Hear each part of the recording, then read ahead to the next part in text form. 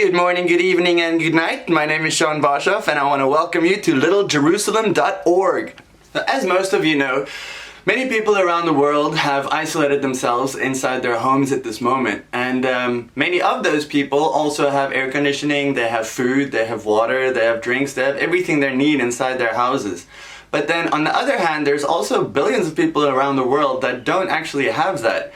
The interesting fact about even a place like India right now is that the police are going around literally beating people in the streets if they leave their houses. And these people are actually just trying to find money, trying to find food just so they can feed their families and survive, which is a very terrifying factor that people in first world countries, for example, don't actually realize. So on today's video, I actually want to talk about terror and fear, because obviously, as we can see, terror and fear has taken over the entire world today. Some countries obviously handle it a lot better than others, but as believers, the fact remains that we still need to understand that there is a complete flip side to this coin. So to get down to the Hebrew revelation of the day, the Hebrew word for fear or terror or terrified is actually pachad. And the most amazing thing about this word is that in most of the places in the Old Testament where this word actually appears, guess who is the one that is causing the fear? Nope, it's not Satan.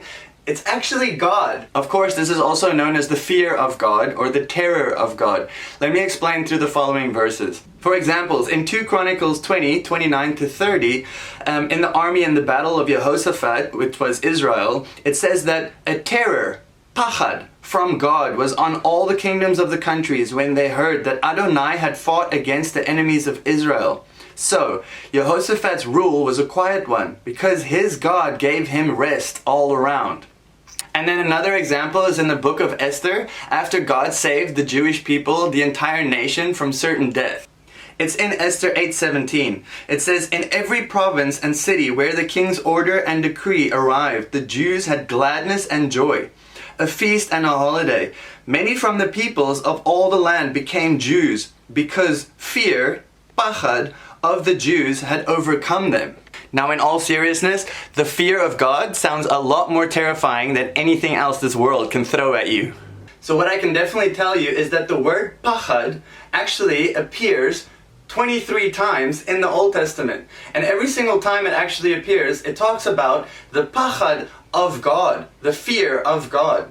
So again, guys, the fear of God is the real deal. Don't fall for the falsification of panic and anxiety being caused by the enemy through this virus. And as we saw in those verses, God can actually put fear in the hearts of his children's enemies, children like you and me, that put our trust in God. And if he can put it in the hearts of his children's enemies, then God can definitely put the fear of God, the fear of himself, into the spirit of death and disease. So remember, guys, don't let the enemy's fear consume you, but be consumed by the fear of the Lord, because in the end, our God is a consuming fire. And when you walk in his spirit, he will make a way for you, beloved. Hey guys, thank you so much for tuning into our channel today. If you want to support us, please go to www.littlejerusalem.org, where you can buy some of our online books from Amazon, what talks about Israel, talks about the Hebrew revelations, end times, and just a lot of other stuff. And you can also give us a donation there if you feel led to.